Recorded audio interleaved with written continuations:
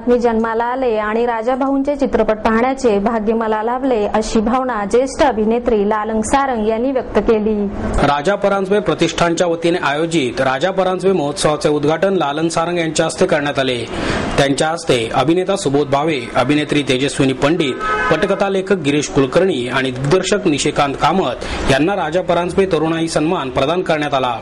ज्येष्ठ दिग्दर्शक राज दत्त आणि प्रतिष्ठानच्या अध्यक्षा अर्चना राणे यावेळी उपस्थित होत्या. लालन सारंग म्हणाल्या, चांगली कथा, उत्तम अभिनय आणि श्रवणीय संगीत यांनी परिपूर्ण असलेले राजा परांजपे यांचे चित्रपट मी माझ्या महाविद्यालयीन काळात पाहिले आहेत.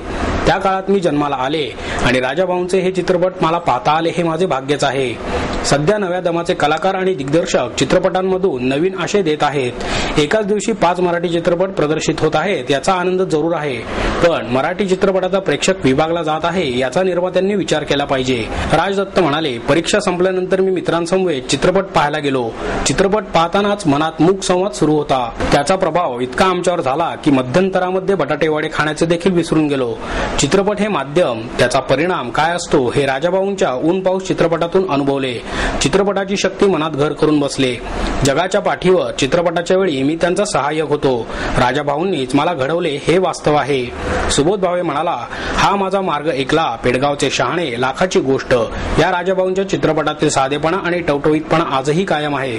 व्यक्तिरेखेकडे पाहण्याची, ती समजून घेण्याची ताकद आणि सहकलाकारांबरोबर वावरण्याचे भान महाविद्यालयीन काळात केलेल्या नाटकांमुळेच आले. बालगंधर्व यांनी सातत्याने प्रयोग केले, म्हणूनच आम्हा कलाकारांना प्रेक्षक लाभले हे वास्तव आहे. त्यामुळे बालगंधर्व चित्रपटातून त्यांना अभिवादन करण्याबरोबरच कृतज्ञता व्यक्त करण्याची भूमिका देखील आहे. प्रत्येक भूमिका मला नवीन काही शिकवते. मालिकेतील कामांमुळे माझा रियाज झाला आणि मी घराघरात पोहोचलो. निशिकांत कामत म्हणाला, राजाभाऊ हे खऱ्या अर्थाने दिग्गज दिग्दर्शक होते. संकलक म्हणून कारकिर्दीला सुरुवात केली असली तरी दिग्दर्शक व्हायचे हे ध्येय ठेवले होते. पटकथा हा चित्रपटाचा कणा आहे, त्यामुळे त्यावर भर दिला पाहिजे याचे भान 7च्या आत घरात आणि डोंबिवली फास्ट चित्रपटाचे लेखन करताना ठेवले. गिरीश कुलकर्णी म्हणाला, प्रेक्षक म्हणून चित्रपटाकडून असलेल्या अपेक्षांची पूर्ती करण्यासाठीच निर्मिती क्षेत्राकडे वळलो. देऊळ हा जगण्याच्या बाजारीकरणावर भाष्य करणारा चित्रपट आहे, तर साधेपणातूनही माणूस उद्योजक होऊ शकतो हे मसाला चित्रपटातून दाखवले आहे, असेही त्यांनी नमूद केले. अखिल भारतीय ग्राहक पंचायतीच्या 2 दिवसाच्या राष्ट्रीय शिबिराचे उद्घाटन जनता पक्षाचे अध्यक्ष डॉ. सुब्रमण्यम स्वामी यांच्या हस्ते संपन्न झाले. यावेळी पंचायतीचे राष्ट्रीय अध्यक्ष राजाभाऊ पोफळी, महामंत्री सोमनाथ खेडकर, श्रीकांत जोशी, प्रांताध्यक्ष प्राध्यापक दिलीप फडके, डॉ. पुरुषोत्तम त्रिवेदी आणि सूर्यकांत पाठक उपस्थित होते. डॉ. स्वामी म्हणाले, चुकीची आर्थिक धोरणे, भ्रष्टाचार, काळा पैसा आणि भेसळ यामुळे महागाई वाढली आहे. आपल्या देशात आपले अधिकार मिळवण्यासाठी यापुढेही लढावेच लागणार आहे. आर्थिक संपन्नता असणाऱ्या आपल्या देशाचे इंग्रजांनी शोषण केले. स्वातंत्र्यानंतर पंडित नेहरूंनी कृषीविषयक चुकीची धोरणे आखली. त्यामुळे 1965च्या दुष्काळानंतर आपल्याला अमेरिकेकडे हात पसरावे लागले. हरित क्रांतीनंतर परिस्थिती सुधारली तरी आजही क्षमतेच्या 25% उत्पादन आपण घेऊ शकतो. अन्य देशांच्या तुलनेत युवकांची संख्या मोठी असल्याने हीच आपली शक्ती आहे. या युवकांना आधुनिक तंत्रज्ञान उपलब्ध करून देऊन त्यांना संशोधन करण्यास प्रोत्साहन देण्याची गरज आहे. युवकांचा आत्मविश्वास आणि जोखीम घेण्याची भावना वाढवण्यासाठी प्रयत्न केले पाहिजेत. त्याबरोबरच पारंपरिक मूल्यांचे जतन होणे आवश्यक आहे, तरच आपल्या देशाचा पुन्हा आर्थिक विकास होऊ शकेल, असेही मत डॉ. स्वामी यांनी व्यक्त केले. पहिल्या राज्यस्तरीय शिक्षक साहित्य संमेलनाचा थाटात प्रारंभ झाला. यशवंतराव चव्हाण प्रतिष्ठानचा शिक्षण विकास मंच, महाराष्ट्र राज्य शैक्षणिक संशोधन आणि प्रशिक्षण परिषद तथा विद्या परिषद यांच्या संयुक्त विद्यमाने आयोजित पहिल्या राज्यस्तरीय शिक्षक साहित्य संमेलनाला थाटात प्रारंभ झाला. राज्यभरातून सुमारे 300 शिक्षक या संमेलनासाठी आले आहेत. यावेळी कुमुद बन्सल यांनी प्रास्ताविक केले. आनंद दीक्षित यांचेही भाषण झाले. शिक्षण विकास मंचाच्या वतीने शाळांचे प्रगती पुस्तक, ग्रंथालयाच्या वतीने भाऊ गावंडे लिखित उंबरठ्यावरचे दिवस, तसेच विद्या परिषदेच्या वतीने माझा वेगळा उपक्रम आणि जीवन शिक्षण प्रश्नमंजुषा या पुस्तकांचे प्रकाशन करण्यात आले. शिक्षकांच्या नवनिर्मितीला प्रसिद्धी देण्यासाठी त्यांचे लेखन, कविता, विविध गुणदर्शन यांचा समावेश असणारे विशेषांक वजा पुस्तक काढावे अशी अपेक्षा कुमुद बन्सल यांनी व्यक्त केली. उद्घाटनानंतर पहिल्या सत्रात पुरस्कार प्राप्त शिक्षक साहित्यिकांच्या मुलाखती घेण्यात आल्या. प्रिया निगोजकर, जितेंद्र देवकर यांनी रमेश इंगळे, कृष्णाजी खोत, बालाजी इंगळे यांच्याशी साहित्याबद्दल चर्चा केली. त्यानंतर सुचिता पडळकर, भाऊसाहेब चासकर, विचार उदिता गावित यांचे माझे शैक्षणिक विषयांवरील लेखन यावर मनोगते व्यक्त झाली.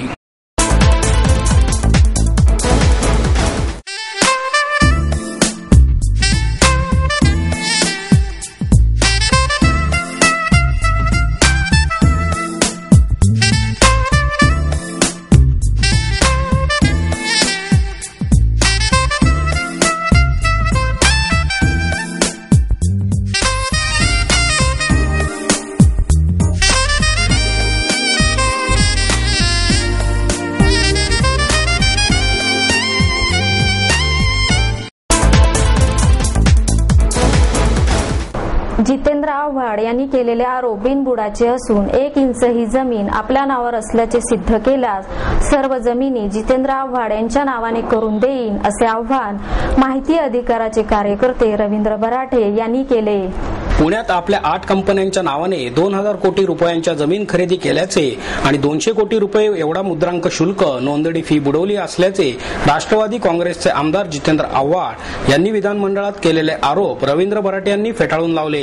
गेल्या 2 वर्षात पुण्यातील एकूण 3,08,84,711 चौरस फुटाची 17 जमीन घोटाळ्यांची प्रकरणे माहिती अधिकाराद्वारे उघडकीस आणली असून यात राष्ट्रवादी काँग्रेस, भाजप या राजकीय पक्षाचे मंत्री, नेते आणि त्यांच्याशी संबंधित बांधकाम व्यावसायिकांचे पितळे उघडे पाडले आहे. त्यामुळे राष्ट्रवादीचे आमदार आव्हाड यांनी खोटे आणि बिनबुडाचे आरोप केल्याचे बराटे यांनी पत्रकार परिषदेत सांगितले. आमदार आव्हाड यांनी वर्णन केलेल्या कंपनीच्या नावाने 1 इंच ही जमीन खरेदी खताने विकत घेतलेली नाही. काही कंपन्यांच्या नावे केवळ विकसनासाठी जमिनी घेतल्या असून जमिनीपोटी जागा मालकांना बांधकाम स्वरूपात सदनिका बांधून देण्याचे करार केले आहेत. सर्व दस्तांची नियमाप्रमाणे मुद्रांक शुल्क आणि नोंदणी फी भरून नोंदणी केली आहे. सन 1997 पासून मी बांधकाम व्यवसाय करत असून घनकवडी भागात 2 बांधकाम प्रकल्प पूर्ण केले आहेत असे बराटे यांनी स्पष्ट केले. आमदार आव्हाड यांनी खोटे आरोप केले असून त्यांच्या विरुद्ध न्यायालयात अब्रू नुकसानीचा दावा दाखल करण्यात येणार आहे. त्याबाबतची नोटीस त्यांना पाठवण्यात येणार आहे. आव्हाड यांनी माझे पोलीस संरक्षण काढून घेण्याची मागणी केली असून भविष्यात माझ्या जीवितास काही धोका पोहोचल्यास आव्हाड यांनाच जबाबदार धरण्यात यावे असेही बराटे यांनी सांगितले. आव्हाड यांनी केलेल्या जमिनीसह विविध घोटाळ्यांची प्रकरणे बाहेर काढण्यासाठी 3 महिने ठाण्यातच मुक्काम ठोकणार आहे असेही त्यांनी यावेळी जाहीर केले. अग्निशमन सुरक्षा सप्ताहानिमित्त अग्निशामक दलाच्या जवानांच्या वतीने एरंडवणेपासून संभाजी उद्यानापर्यंत रॅलीचे आयोजन करण्यात आले होते. मुंबईच्या गोदीत दिनांक 14 एप्रिल 1944 रोजी SS फोर्ट स्टिंकिंग या जहाजाला स्फोट होऊन लागलेल्या भीषण आगीशी झुंज देताना अग्निशामक दलाचे 66 जवान शहीद झाले होते. त्याप्रमाणेच यानंतरही अनेक जवानांना अग्निशमन कार्य करताना आपले प्राण गमवावे लागले आहेत. या पार्श्वभूमीवर केंद्र सरकारच्या निर्देशांकानुसार दिनांक 14 ते 20 एप्रिल दरम्यान अग्निशमन सप्ताह आयोजित करण्यात येतो. आग विझवताना प्राणाची आहुती देणाऱ्या अग्निशामक दलाच्या जवानांच्या स्मृतीप्रित्यर्थ आयोजित अग्निशमन सुरक्षा सप्ताहानिमित्त रविवारी अग्निशामक दलाच्या वतीने एरंडवणे ते संभाजी पार्क रॅलीचे आयोजन करण्यात आले होते.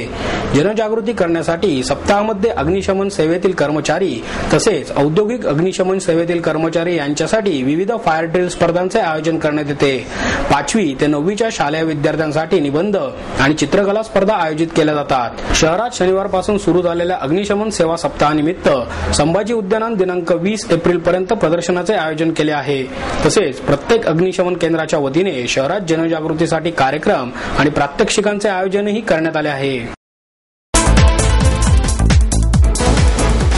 अक्षरमानव आणि साधना साप्ताहिक यांच्या संयुक्त विद्यमाने प्रसिद्ध अभिनेते आनंद अभ्यंकर यांच्या मुलाखतीचे आयोजन करण्यात आले होते. आनंद अभ्यंकर म्हणजे असंभव मधील दीनानाथ शास्त्री. त्यांच्या या भूमिकेने खूप लोकप्रियता मिळवली. यश आणि मेहनत या एकाच नाण्याच्या 2 बाजू आहेत असे मानणाऱ्या अभ्यंकर यांनी नाट्य प्रशिक्षणाची कोणतीही पार्श्वभूमी नसताना स्वतःच्या बळावर आपली स्वतंत्र ओळख निर्माण केली आहे. तुम्हाला स्ट्रगल करावा लागतोय म्हणजेच तुम्ही कुठेतरी कमी पडताय या मताचे ते आहेत। यावेळी अभ्यंकर म्हणाले, पदवी हवीच या घरच्यांच्या आग्रहाने MBA केले। अभिनेता होण्याची इच्छा मनोमनी होतीच। नाटकात सिनेमात काम करण्याचे व्यावसायिक शिक्षण मी कुठेही घेतले नाही। प्रवासात अशी माणसं भेटली ज्यांना व्यावसायिक रंगभूमीचे ध्येय होते। त्यांच्या संगतीत राहून मीही सातत्याने शिकत गेलो। नट म्हणून या क्षेत्रात उतरलो आणि नट म्हणूनच वावत गेलो। आई रिटायर होते या नाटकाने ब्रेक दिला आणि खऱ्या अर्थाने करिअरला सुरुवात झाली। 1988 साली त्यांचा अभिनयातला प्रवास सुरू झाला। मोहन जोशी आणि माझी खास मैत्री, गुरु म्हणूनच माझ्या आयुष्यात त्यांचं स्थान महत्वाचं आहे। एकदा रंगभूमीवर त्यांनी भूमिका वठवायला सुरुवात केली की त्यांच्या अंगात जणू शक्तीच संचारते। एनर्जी मला देवाकडून मिळालेली देणगी असली तरी प्रयोग करताना माझ्या अंगात शक्ती संचारते। जी गोष्ट मनापासून आवडते ती मी मनापासूनच करतो, असे सांगून ते पुढे म्हणाले, अभिनयाच्या प्रेमापोटी बजाज ऑटोची नोकरी सोडून मी मुंबईला राहायला गेलो। रवींद्रनाट्य मंदिराच्या रूम मध्ये राहिलो। त्या रूमची अवस्था फारच बिकट होती। जेवणाचीही भ्रांत असायची, पण कधी तक्रार केली नाही, कारण पुढे जायचे होते। पुण्याला परत आलो नाही असे अभ्यंकरांनी नमूद केले। करून दाखवायचंच अशी आनंदाची जिद्द होती आणि माझी जिद्द होती की त्याने ते करावंच, असं अंजली अभ्यंकर यांनी यावेळी आवर्जून सांगितले। DS कुलकर्णी डेव्हलपर्सच्या वतीने एरो मॉडेलिंग शोचा उपस्थित पुणेकरांनी मनमुराद आनंद लुटला। 3 इडियट्स मधील 4 पंखाचे क्वाड्रोटर हेलिकॉप्टर, स्लो स्टिक अशा विविध प्रकारच्या विमानांच्या उड्डाणांनी रविवारी आबालवृद्धांची मते जिंकली। सिंहगड रोडवरील DSK विश्वमध्ये शास्त्रवाहिनी संस्थेचे माधव खरे तसेच प्रशांत पुजारी, सुनील पाटील, दिनेश गोळे, प्रद्युम्न गोगटे आणि सागर दर्गे यांनी ही प्रात्यक्षिके सादर केली। 3 इडियट्स मधील 4 पंखाचे क्वाड्रोटर, इलेक्ट्रिकल ग्लायडर्स, इलेक्ट्रिकल फ्लायर्स यांच्याबरोबरच 2 पंखांच्या बायप्लेन्सच्या उड्डाणांची प्रात्यक्षिके सादर करण्यात आली। रात्रीच्या वेळी उडवता येणारी LED लाईट लावलेली स्लो स्टिक विमाने, इझी स्टार, हाय विंगर मोनोप्लेन या उड्डाणांनीही उपस्थितांची मोठी दाद मिळवली। तसेच सागर दर्गे आणि संकेत डांगे या इंजिनिअरिंगच्या विद्यार्थ्यांनी तयार केलेल्या रोहित या विमानाचे उड्डाण त्यांनी सादर केले।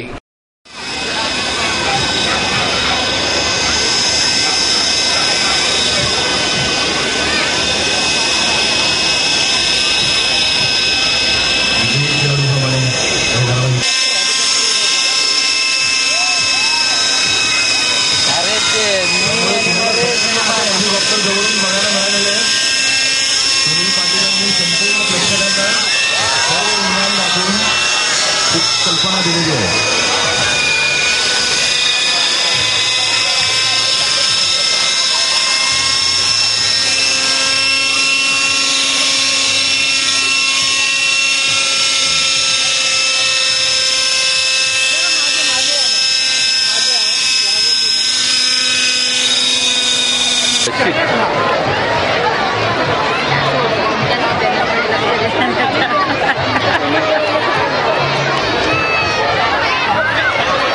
सुरुवात झाली, पाठलाग सुरू झालाय।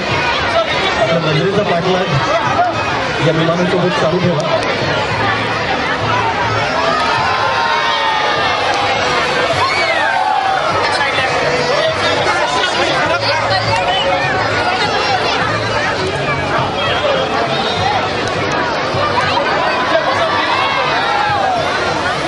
फोटो घेणाऱ्यांनी एकाच ठिकाणी उभं राहू नये, मागच्या लोकांना बघण्यासाठी त्रास होतो। फोटो